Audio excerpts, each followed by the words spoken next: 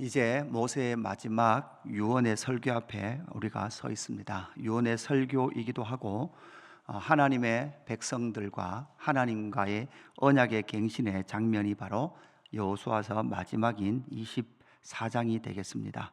하나님의 사람, 하나님의 사람의 고별 설교에 해당되는 이 부분을 우리가 보면서 하나님과 하나님 백성들의 언약을 다시 한 번 더 새롭게 하는 그 놀라운 영광의 말씀을 이 아침에 만나게 됩니다. 오늘 24장 1절에 보니까 여호수아가 이스라엘 모든 지파를 세겜에 모으고 이렇게 말씀을 하고 있죠. 세겜입니다. 그리고 그들이 1절 끝에 보니까 그들이 하나님 앞에 나와 선지라 이렇게 말씀하고 있습니다. 그래서 세겜이라는 그 땅, 그리고 하나님 앞에 서 있는 이스라엘 백성들 그 모습을 우리가 보게 됩니다. 세겜이라는 땅은 어떤 땅입니까? 세겜은 아브라함이 언약의 땅, 약속의 땅에 도착했을 때 가장 먼저 세겜에 제단을 쌓고 여호와 하나님 앞에 예배했던 곳이 바로 세겜입니다. 그뿐만 아니라 야곱이 본토로 돌아왔을 때 세겜에 그 모든 가정들이 가졌던, 집안이 가졌던 우상을 묻었던 곳이 바로 세겜입니다. 그뿐만 아니라 이 여호수아 시대 때 세겜은 어떤 곳이었습니까? 그리심산과 에발산이 보여졌던, 그래서 하나님의 축복과 저주의 메시지를 선포했던 것이 바로 세겜입니다. 그 세겜의 땅에 하나님은 이스라엘 백성들을 다시 불러 하나님 앞에 세우십니다. 하나님 앞에 세워서 25절 말씀을 여러분 보시면 이렇게 말씀하고 있습니다. 오늘 본문은 아니지만 25절에 보면 이렇게 말씀하고 있죠. 그날에 여호수아가 세겜에서 백성과 더불어 언약을 맺고 그들을 위하여 율례와 법도를 제정하였더라 이렇게 말씀하고 있죠.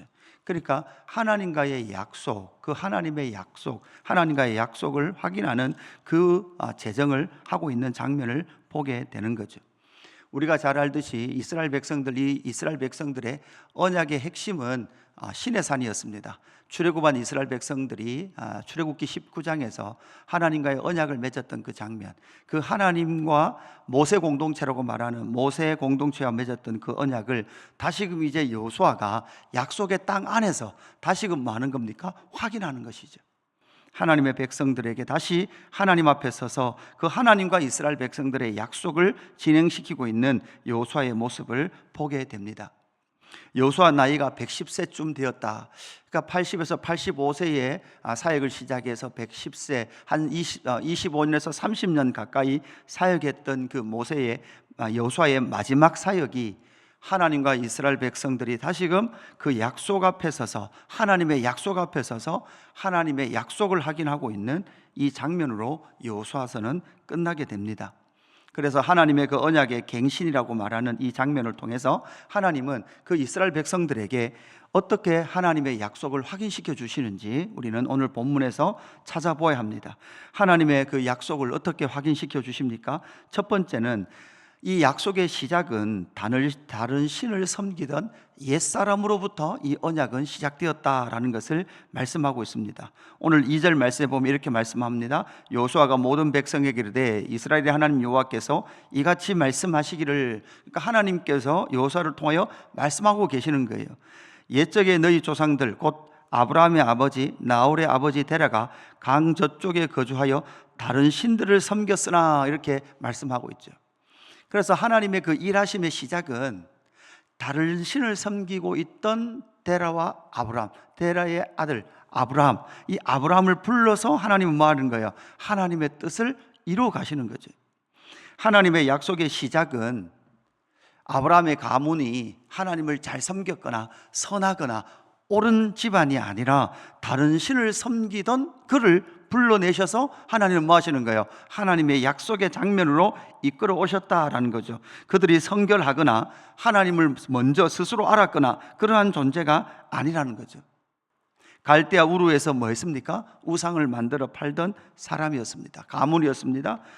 창세기 11장에까지의 결론을 보면 그들은 가인의 후손이었습니다. 니므롯, 그러니까 세상 나라를 섬기며 하나님을 대적했던 니므롯이 만든 세상 가운데 우상을 만드는 다른 신들을 섬겼던 존재였던 그들을 하나님께서 불러내시면서 하나님은 하나님의 약속을 이루어 가기를 시작하셨다라는 거죠. 그래서 결국은 그 옛사람, 우상을 섬기던 그 옛사람으로부터 하나님은 일하시기 시작하셨다라는 것을 우리에게 말씀해 주십니다. 하나님의 약속은 우리의 선함이나 우리의 의로움이나 우리의 옳음에서부터 시작된 것이 아닙니다. 아브라함의 집안은 다른 신을 섬겼던 집안이었습니다. 하나님이 우리와 약속하셨던 그 약속의 시점은 우리의 선함이나 우리가 스스로 하나님을 찾아서 알았거나 한 것이 아니라 우리가 아직 어떨 때요? 연약할 때에, 우리가 아직 죄인 되었을 때, 우리가 아직 원수 되었을 때에, 그럼에도 불구하고 하나님은 우리를 사랑하시고 구원하시기로 작정하시고 하나님은 그 일을 시작하신 줄로 믿습니다.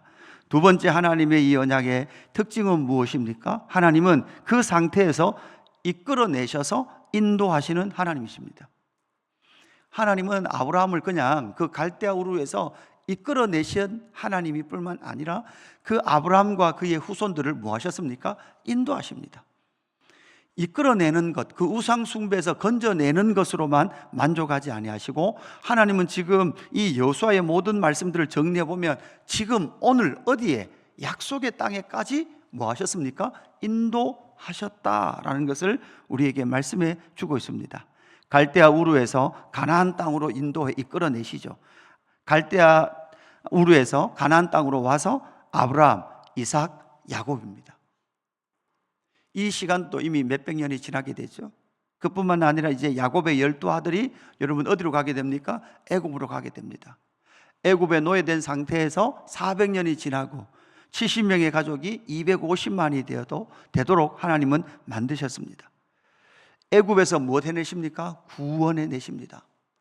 그리고 광야에서 긴 시간 가운데서도 하나님은 그들과 함께 하십니다. 그리고 그 광야를 지나 이제 어디까지 오게 하셨습니까? 가나안 땅까지 오게 하셨습니다. 그 가나안 땅에서 오늘 12절 13절 말씀 보면 이렇게 말씀하고 있습니다. 가나안 땅에서 많은 승리를 경험하게 되고 그 가나안 땅을 얻게 되죠. 그렇게 얻게 된 그것을 오늘 12절 내가 왕벌을 너희 앞에 보내어 그 아모리 족속의 두 왕을 너희 앞에서 쫓아내게 하였나니 너희의 칼이나 너희의 활로서 이같이 한 것이 아니며 내가 또 너희가 수고하지 아니한 땅과 너희가 건설하지 아니한 성읍들을 너희에게 주었더니 너희가 그 가운데에 거주하며 너희는 또 너희가 심지 아니한 포도원과 감람원의 열매를 먹는다 하셨느니라. 아멘. 하나님은 그들을 이끌어내셨을 뿐만 아니라 갈대아 우르에서 아브라함을 이끌어내셨고 애굽에서 250만의 하나님 백성을 이끌어내신 것뿐만 아니라 그들을 뭐 하셨습니까? 인도하셨습니다. 그리고 약속의 땅에 들어가도록 약속을 성취하셨고 그 모든 것은 누가 하셨다는 거예요? 너희의 칼이나 너희의 활이 아니라 하나님이 하셨고 너희가 건설하지 아니한 성, 너희가 심지 아니한 그 열매를 지금 뭐 한다는 거예요? 먹고 있게 되었다라고 말씀하시는 거죠. 이것은 하나님께서 주신 승리입니다. 하나님께서 주신 기업입니다. 하나님께서 주신 열매입니다. 이것이 바로 하나님의 약속의 특징이죠. 이끌어내서 인도하십니다. 사랑하는 성도 여러분, 하나님은 우리를 구원하시는 것, 그것으로 끝나는 것이 아니라 구원하셨을 뿐만 아니라 이 땅의 삶도 하나님은 이끌어 가시는 줄로 믿습니다. 우리를 기어이 천국으로 이끌어 가시면서 하나님은 우리에게 그 승리의 기업을 주셨고 그 기업의 열매를 저와 여러분에게 주신 줄로 믿습니다. 우리의 승리가 아닙니다. 하나님이 우리에게 주신 겁니다. 지금 저와 여러분이 누리고 있는 것은 나의 열심이나 나의 수고가 아니라 여러분 우리가 수고했음에도 불구하고 그 열매를 먹지 못하는 사람들이 너무나 많아요. 다 수고롭게 살지만 하나님의 기업과 하나님의 열매를 먹지 못하는 사람들이 있는 것을 볼 때에 하나님이 결국은 승리하게 하셨고 우리에게 기업을 주셨고 하나님이 우리에게 열매를 주신 줄로 믿습니다. 이것이 바로 하나님의 그 약속의 성취의 특징이다라는 거죠. 세 번째, 하나님의 약속의 특징이 무엇입니까? 우상 숭배에서 요 하나님께로 이끌어 오셨다라는 겁니다. 오늘 14절 말씀부터 보면 14절에 이렇게 말씀하고 있습니다. 그러므로 이제는 여호와를 경외하며 온전함과 진실함으로 그를 섬기라. 너희의 조상들이 강 저쪽과 애굽에서 섬기던 신들을 치워버리고 여호와만 섬기라, 이렇게 말씀하고 있죠. 그러니까 여러분, 이 14절 말씀이나 내일 본문에도 나오겠지만, 사실 이스라엘 백성들이 약속의 땅에 들어가서 한 세대가 지나기 전에 이미 그들은 무엇으로 물들었는가 하면 애굽의 우상과 가나안의 우상에 그들은 이미 물들어 버리기 시작했습니다. 그러니까 한 세대예요, 한 세대.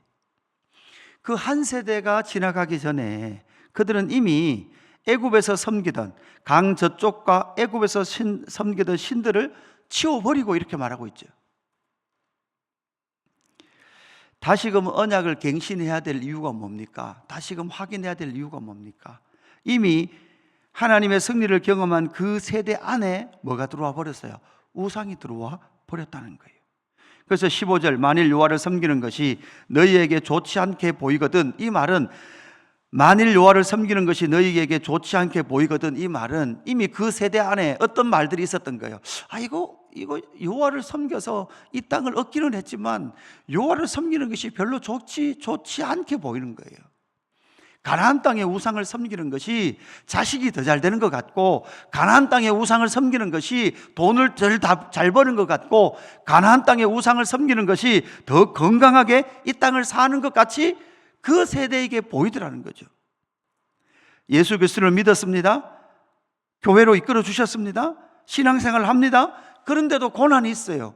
힘듦이 있습니다. 그러니까 뭐라고 생각합니까? 옛날에 달마를 섬기는 게 더 좋아 보이는 거죠.